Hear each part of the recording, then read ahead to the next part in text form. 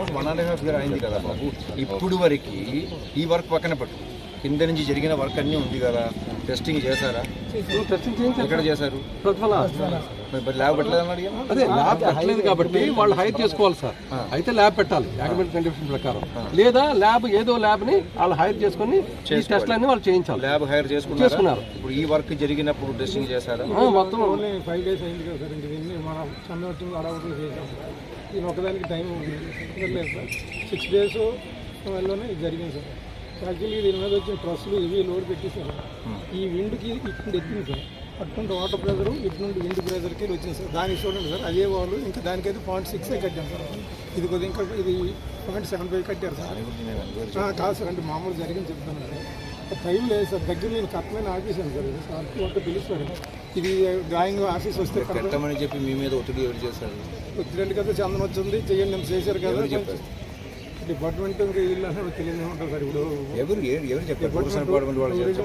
ఇప్పుడు ఇద్దరు కూడా మామూలుగా వర్క్ చందనోత్సవానికి వచ్చి చేయండి అని కొన్ని అడ్డంకులన్నీ చేయండి అని రిక్వెస్ట్ చేశారు సార్. నేను కూడా వచ్చి దేవుడి కార్యక్రమం కదని దీన్ని డ్రాయింగ్ లేకపోయినా అధిగమించి చేస్తే అప్పుడు బ్రిక్ వర్క్ చేసేటప్పుడు ఏ ఇంజనీర్ వచ్చి చూసారు? అంటే స్టార్టింగ్ రోజు ఏం లేరు కానీ సార్, మిగతా రెగ్యులర్గా ఉంటుంది సార్. 5-6 రోజులు చేస్తారంటున్నారు కదా.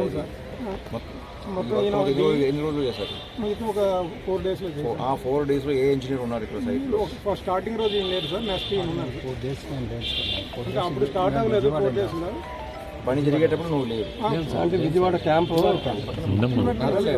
చెప్పండి సార్. ఎవరున్నారు? ఏ ఇంజనీర్ ఉన్నారు? ఈ సార్ ఉన్నారు సార్. స్టార్టింగ్ ఆయన లేడని లేరు సార్. అంటే మనం చెప్పలేం కానీ స్టార్టింగ్ రోజు లేరు సార్. వర్క్ జరుగుతున్నది ఈయన వచ్చారు. డిఈ గారు కూడా రెగ్యులర్గా వచ్చి వస్తున్నాను సార్. దాని టైంలో మధ్యలో ఎప్పుడు ఈ గారు వచ్చి చూసుకుంటూ వెళ్ళారు సార్. అంటే స్టార్టింగ్ రోజు అయితే మటు వీళ్ళిద్దరు లేరు సార్. ఆ వాళ్ళకి ఎడుతూ ఉన్నారు, నీ వాళ్ళకి ఎడుతూ స్టార్టింగ్ రోజు ఇద్దరు లేరు సార్.